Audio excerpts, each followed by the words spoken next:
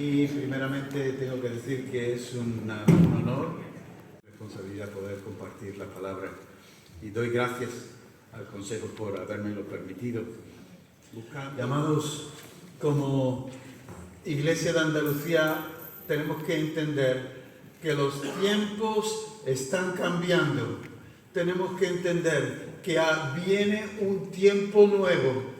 Y este es el comienzo de lo que Dios quiere hacer para la iglesia en Andalucía y en España. Si lo crees, di amén. Claro que sí. Estoy entendiendo que este tiempo que viene es un tiempo diferente a lo que hemos vivido en el pasado. Damos gracias a Dios por el pasado. Damos gracias a Dios por todas las bendiciones que derramó sobre su iglesia a lo largo de este tiempo. Pero ahora tenemos que enfrentar cosas nuevas. Mirando mi agenda me di cuenta que el 8 de febrero de este año empezó un mover del Espíritu Santo en la Universidad de Kentucky y empezaron a juntarse jóvenes y pasar las noches allí orando. Al pocos días estaban las multitudes acudiendo y movían sin saber. Nadie había convocado nada, nadie había hecho nada, pero el Espíritu Santo estaba derramándose, tocando vidas y la gente buscando a Dios y deseando más del Señor. Y si los jóvenes hacen eso, es porque los jóvenes están anhelando tener algo diferente a lo que nosotros hemos tenido por mucho tiempo. Maravillas, no, las maravillas van a venir, pero tenemos que pasar por esa etapa de renovación. Estamos buscando, Señor, ¿y cómo es eso? Y el Señor me muestra al pueblo de Israel enfrente al Jordán. Y el Jordán, la palabra Jordán significa descender, porque es un río que surge en las montañas del norte y empieza cuando se derriten las nieves, empiezan a deslizarse las aguas y a correr y a correr y a correr, y siempre va descendiendo y siempre va descendiendo. De hecho, Jordán significa descender, porque va bajando, pasa del nivel del mar y sigue bajando hasta llegar al mar muerto, que está a varios cientos de metros por debajo del nivel del mar. ¿Y eso qué significa? Que si nosotros nos encontramos frente al Jordán, primero tenemos que entender que para pasar a la otra orilla tenemos que entender que tenemos que descender. Porque el que se ensalza será humillado, y el que se humilla será ensalzado. Así que, hermanos, tenemos que entender qué significa ese Jordán que tenemos que cruzar. El Jordán que tenemos que cruzar representa, a lo largo de la historia, de los himnos afroamericanos, representa la muerte. Porque allí fue nuestro Señor bautizado. Pero todos sabemos que el Señor Jesús fue allí y fue bautizado por Juan, pero no fue bautizado para arrepentimiento, porque él no tenía de qué arrepentirse, porque él nunca había pecado. Juan lo bautizó porque convenía cumplir con toda justicia. Pero ¿sabes por qué? Porque en el Jordán lo que el Señor hizo fue tomar el compromiso de ir hasta la cruz. Y en ese bautismo es el compromiso de aceptar la muerte y todo lo que Dios quiera para nosotros, aunque no nos guste. Jesús se bautizó. Y nosotros, cuando recibimos el bautismo de Cristo, nos estamos, dice Pablo, identificando con su muerte, pero también con su resurrección. Y eso es lo que tenemos que entender. Descendemos a las aguas. Tenemos que humillarnos, bajar y decir: Señor, yo me identifico contigo. Yo acepto tu muerte como mi muerte. Y yo salgo de las aguas para aceptar tu vida como mi vida. Y entonces podremos decir como Pablo: y ya no vivo yo, sino que vive Cristo en mí. Y lo que vivo ahora lo vivo en el poder de la sangre del Hijo de Dios, que murió y se entregó por mí. Entonces, al entender de esta manera el compromiso, tenemos que pararnos. Dice el texto que se dirigieron al Jordán, pero antes de cruzarlo, acamparon en sus orillas. Necesitamos volver a habituarnos a lo que es el agua viva que fluye, el agua de Dios. Y tenemos que descansar, porque tenemos que desconectar y dejar de tener mentalidad de desierto, porque vamos a entrar a conquistar las promesas de Dios. El pueblo de Dios, esa nueva generación, quería conquistar la tierra que Dios le había prometido a su descendencia. Y ellos miraban el Jordán, que en esa época estaba desbordado por las dos orillas. Y dicen los entendidos que por un lado era como 1 kilómetro más y por el otro lado como otro kilómetro más lo que era el cauce del río. Oye, no era fácil pensar que iban a poder cruzar. No tenían mucha madera para hacer barcos. No pensaban, aquí vamos a tirarnos un montón de meses hasta que hagamos buenas balsas para poder cruzar. O esperamos a que llegue la sequía y entonces pasaremos. No. Estuvieron allí, descansaron. Y tenemos que empezar a descansar de nuestras obras para ponernos a disposición de que el Señor haga la suya. Porque nosotros no podemos morir a menos que sea Cristo en nosotros. Y ellos estuvieron allí y paseaban por la orilla del río, se mojaban los pies. Oiga, por primera vez se daban una buena ducha después de 40 años. Se metían en el agua, jugaban en la orilla, lavaron sus ropas que no habían lavado porque estaban en el desierto, no se podía desperdiciar el agua. Y están identificándose con ese río, el río que nos hace descender, el río que baja para que nosotros nos metamos en él. Y después de eso, dice el texto que acamparon en sus orillas antes de cruzarlo, y al cabo de 3 días los jefes del pueblo recorrieron todo el campamento con la siguiente orden: cuando veáis el arca del pacto del Señor vuestro Dios y a los sacerdotes levitas que la llevan, abandonad vuestros puestos y poneos en marcha detrás de ella. ¿Y qué es eso? El mandamiento era: el arca del pacto va a pasar por delante y vosotros debéis seguirla. ¿Sabe lo que representa el arca del pacto? El arca del pacto representa Emmanuel, Dios con nosotros, porque ellos decían, la presencia de Dios va con nosotros. Y todos sabemos cuál es la presencia de Dios. Es Dios con nosotros y Dios en nosotros. Y entonces tenían que estar como a 1 kilómetro de distancia del arca. Y todo el pueblo tenía que estar pendiente. Esa distancia de 1 kilómetro era para que todo el mundo la pudiera ver, porque era una multitud grande la que iba a cruzar. Nada más que... Y cuando ven, el Señor le dice que se metan en el río y que se paren en el centro del río. Eso es casi imposible. Pero ¿saben qué ocurrió? Que fueron. Y cuando los pies de esos sacerdotes llevaban el arca, porque el arca representa la presencia del Señor en su pueblo.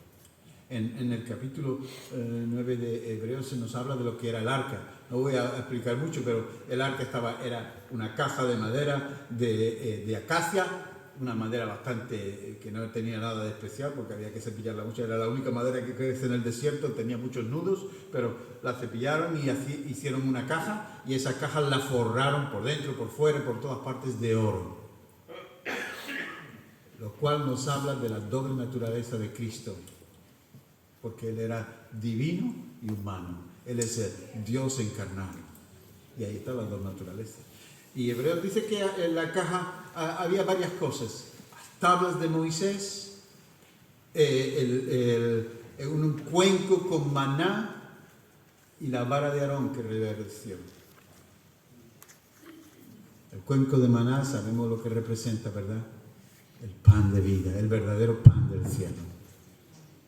Y las tablas de la ley representan la palabra de Dios en el corazón de Cristo Jesús. Algunos dirían, bueno, porque Jesús no cumplió la ley. Sí, la cumplió, pero no cumplió la letra, porque los sábados también se dedicaba a curar enfermos. Y algunos decían, iros y venid, la semana tiene 7 días y podéis venir, pero no vengáis en sábado. Aquel rabino se llevó un rascapolvo que dice, si tu asno cae en el pozo, no lo saca porque es sábado, y esta pobre mujer que estaba enferma y hasta no la tenía que liberar porque hoy es sábado. No se hizo el hombre para el sábado, sino el sábado para el hombre. Así que el Señor cumplió toda la ley, créemelo, si no, no habría resucitado. También estaba la vara de Aarón que reverdeció, y la vara de Aarón representa simplemente el palo con el que los hombres andaban por el desierto para levantar una piedra, porque debajo seguramente había un escorpión para moverlo, para apoyarse, y era un palo seco. Pero cuando lo pusieron en la presencia del Señor, ese palo seco y muerto empezó a echar brotes, y echó hojas, y echó flores, y echó almendras, y aquel palo muerto volvió a la vida. ¿Y qué nos dice eso? Que el Hijo del Hombre bajó hasta los infiernos, pero resucitó para vivir y para siempre, y sentarse a la diestra del Padre. Y eso es lo que el Señor, también podríamos hablar, dice Hebreos, del propiciatorio, que tenía 2 ángeles mirando a donde el sumo sacerdote derramaba la sangre. Bueno, pero el autor de Hebreos dice, pero de esto hay mucho que hablar y no hay tiempo para eso. Pero no se olviden que esos 2 querubines que miraban el lugar donde se derramaba la sangre, es porque estaban asombrados de lo que aquello representaba. Porque allí donde se derramaba la sangre, la gloria de Dios descendía. Pero no se olviden, cuando el Señor resucitó y fueron a la tumba, ¿qué encontraron? Un ángel a la cabecera y otro a los pies. Pues ya estaban contemplando el lugar donde la gloria de Dios se manifestó. La tumba está vacía, y el Señor quiere que nosotros vivamos desde esa perspectiva nuestra entrada en la tierra de promisión que Dios ha prometido a todos los que le obedecen. Porque el Señor dio promesas, y esas promesas tenemos que amarlas y agarrarlas y decir, Señor, yo quiero mi herencia. Y la herencia de nosotros es que esta tierra conozca que el Señor resucitó y ha experimentado la vida para traernos vida. Y amados, iglesia, yo tenía que haber puesto mi móvil así para ver el horario, pero cuando uno se entusiasma con la palabra, entiéndanlo, el Señor está diciendo, cruza el río, mira al arca. La verdad, hay casi en el 3 y el 4 de Josué se menciona el arca o el arca del pacto casi 14 veces, 13 veces. O sea, todo refiriéndose al arca. ¿Por qué? Porque para pasar al otro lado, para entrar en la tierra prometida, para poder poseer las bendiciones y las promesas que Dios nos ha hecho, tenemos que poner los ojos en Jesús, el autor y consumador de la fe. Y ahí, aunque pases por las aguas, no te anegarán. Y nosotros tenemos que mirar al Señor, que se convierta en el motivo de nuestra vida, el centro de nuestro corazón. Cuando llegaron, cruzaron. Bueno, el agua se paró allá en el pueblo de Adán, que era como 24 kilómetros más arriba, o sea que todos pudieron pasar al unísono y cruzaron todos el rojo, como le dijo Josué, habéis cruzado el Jordán como otros años vuestros antepasados cruzaron el Mar Rojo. Y ahora nosotros tenemos que darnos cuenta que Dios nos quiere llevar a un despertar nuevo, en la que tomemos la decisión de decirle, Señor, yo quiero las promesas que me hiciste. Yo quiero las promesas que están escritas en tu palabra. Y no te dejaré hasta que me bendigas. ¿Me entienden? Porque la tierra prometida es la tierra que fluye leche y miel, donde no habrá que estar recogiendo maná, porque el Señor te dará del trigo, de los árboles frutales, te dará, podrás sentarte debajo de tu higuera, podrás tomar las uvas, podrás tener tu vino, podrás tener todo lo que Dios ha prometido en su palabra. ¿Y eso qué significa? Significa sencillamente que las promesas de Dios son sí y amén en Cristo Jesús. Amén. Cuando acamparon en los llanos de Jericó, wow, ya estamos en la tierra prometida. Entonces el Señor le dice a Josué, Josué, coge pedernal y hazte cuchillos, tienes que circuncidar a todo varón, porque el pueblo que había salido de Egipto habían sido circuncidados, pero ellos, los que habían nacido en el desierto, no. Entonces, con una ciudad enorme, con murallas gigantes enfrente, ellos acampan y luego se le ocurre a Josué otra cosa que hacer, que circuncidar a todos los hombres. ¿Y qué significa eso? Lo que Dios quiere no es que nos circuncidemos y nos hagamos judíos. Lo que Dios quiere es que circuncidemos nuestro corazón. Y acamparon en Gilgal, que quiere decir, estoy muy acelerado. Gilgal significa rodar. El Señor le dijo, hoy cuando se circuncidaron, os he hecho rodar el oprobio o la vergüenza de Egipto sobre vosotros. La circuncisión representa para nosotros que tenemos que circuncidar nuestro corazón de nuevo. Porque no vas a poder enfrentar los enemigos que hay, que no quieren que tú poseas las bendiciones de Dios, a menos que andes en el poder del Espíritu y no conforme a los deseos de la carne. Porque hay una lucha. Y cuando nosotros aceptamos que tenemos que circuncidar nuestro corazón, cambiamos. ¿Se imagina a esos hombres guerreros orgullosos? Vamos a comernos a estos filisteos y a estos padres. Oh. Durante, no sé, 4 días, una semana, andaban así. Que no me rocé la ropa. Porque duele. Porque... pero es que estaba el Señor dándole un mensaje. ¿Recuerdan cómo Jacob anduvo después de tener un encuentro con Dios? El Señor lo quebró, lo quebrantó. Y tuvo que volver a caminar. Ya no caminaba como un padre orgulloso de 12 hijos.